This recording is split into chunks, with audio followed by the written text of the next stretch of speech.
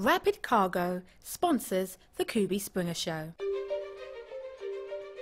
My name is Kubi Springer, and I've come a long way. After 12 years of marketing, working for some of the biggest brands in the world, I've decided to bring my knowledge and expertise to you.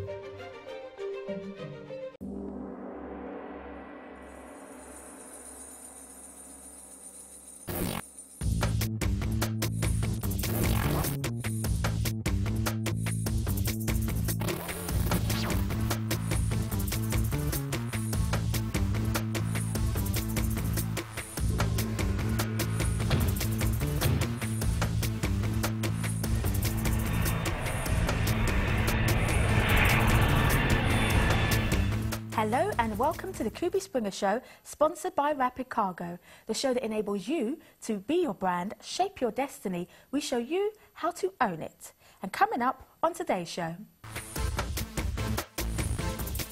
we go behind the scenes for our weekly edition of Kubi Consults, our reality series where I consult established and emerging businesses about their business strategies.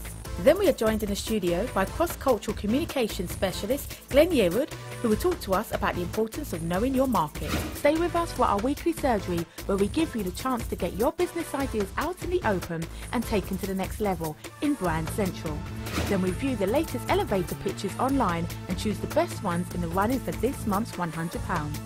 And if that's not enough, why not enter our weekly competition to see if you can win one of 10 copies of my book, What is Fabulous? Remember, we would love to hear from you, and there are a number of ways that you can get in touch. Simply email, tweet or Facebook us with all of your questions and comments. All the information is on the screen now. Firstly today, my segment that I purely, absolutely love. It's called Kubi Consults. Hi guys, I'm standing in front of one of the biggest brands in the world, McDonald's, who serve 2.5 million people every single day in the UK and 52 million people every single day worldwide. They claim that they have the #1 customer service, so we want to find out what you guys think of McDonald's customer service and what do you think of customer service in general. Let's take a look at what you said. What do you guys think about customer service in the UK? It's pretty good, yeah, sometimes, not all, it just depends on the shops that you go to. What makes good customer service? I think when you're asked how comfortable you are, you know, if people make sure that you've got everything that you need and that your food tastes nice or that your clothes fit well or that you're getting, if you look confused, if someone, you know, just comes and asks you if you need any help, really. And do you think customer service, you think people can be too friendly? Over here, I wouldn't even say it's customer service, it's more like suspicion, really. Recently, I was at a restaurant I go to quite often, and I had two extremes of service. One place I went to, I literally felt ignored, and there was a point where we'd ordered our drinks, that took forever to come. When we ordered our main, I waited so long that I got my candle.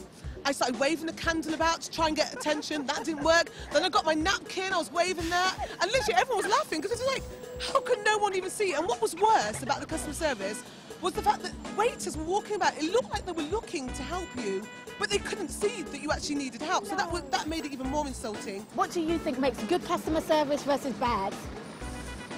Well, I like a smile. I think that's nice, and just general manners, really. But then on the flip side, I went to the same brand, different branch, yeah. And then the service was amazing. From when you went in, everyone was friendly. But because the second experience was so good, what I'll do is I'll go, but I'll always go back to that particular branch. Have you ever had an experience where you thought the customer service was particularly bad, and what happened? Yeah, actually, quite a few, you know, high street shops, you know, they can be quite rude, dismissive, and not that friendly. If you don't like a shop, and because of the bad customer service, you won't go back to it. If you think a shop's got good customer service, you'll go back to it. Customer service, is it better in France or in the UK? I think in UK it's best. It's better than France. Why? Because the customer service is more quick. Have you ever had any bad experiences? Yeah, I think they got my order mixed up with someone else's, and I ended up paying for someone else's shoes.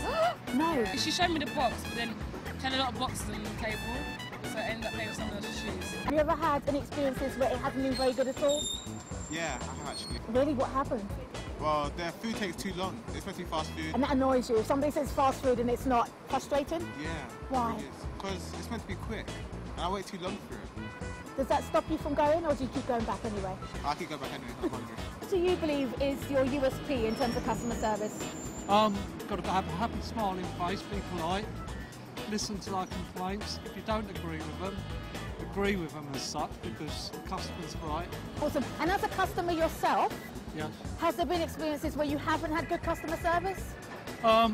Now and again, when you're asking for something, and they just turn around and say, well, if it's not out there, we haven't got it.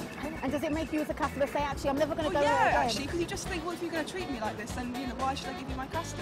Is there ever a case where the product's so good that you can ignore customer service and still go because of the product, or are you completely put off? No, I guess if it's a good product, you're not going to mind who's selling it to you because you'll have it, but it's important because they're representing the whole chain.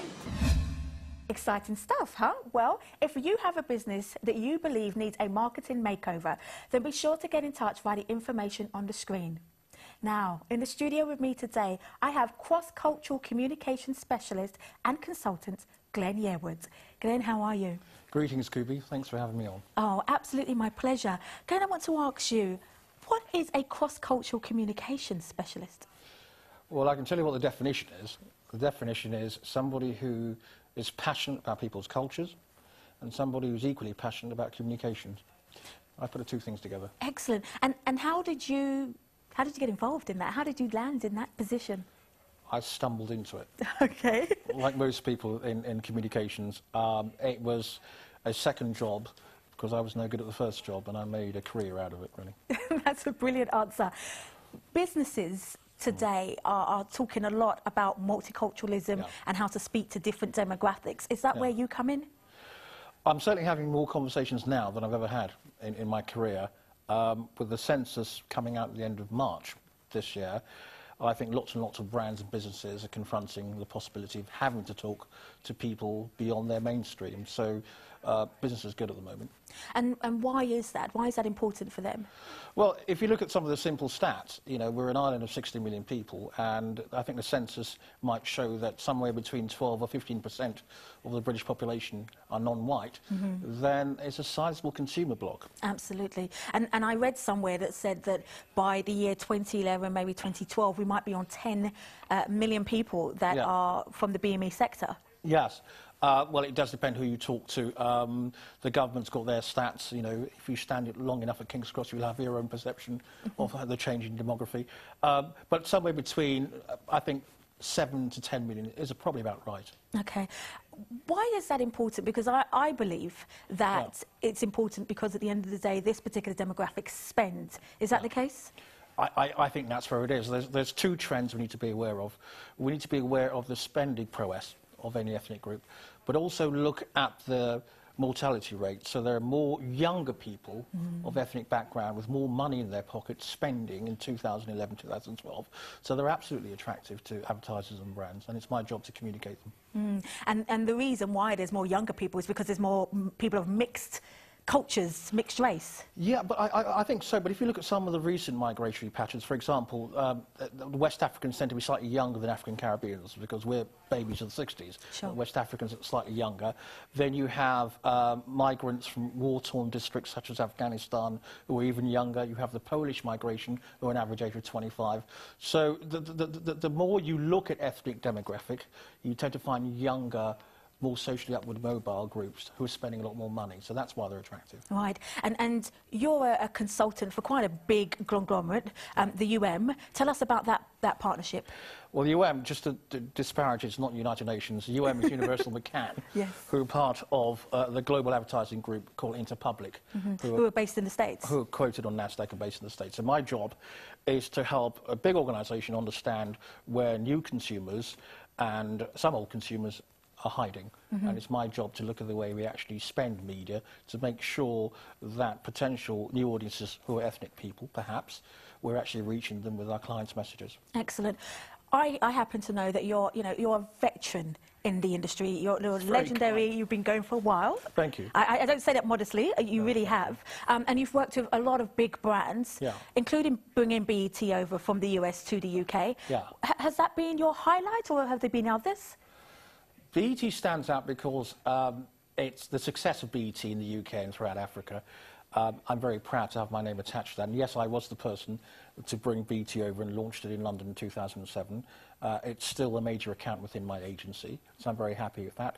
But if you were to ask the question what I'm most proud of, it'll be a very personal factor that I've still kept my family intact while running a successful business. And anybody who runs successful business will tell you that's the biggest challenge, so I'm proud of that. That's beautiful, actually.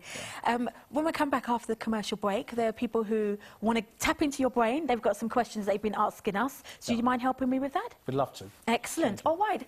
Well, that's it for this side of the break. You've been watching the Kubi Springer Show, sponsored by Rapid Cargo. I'll see you in a mo.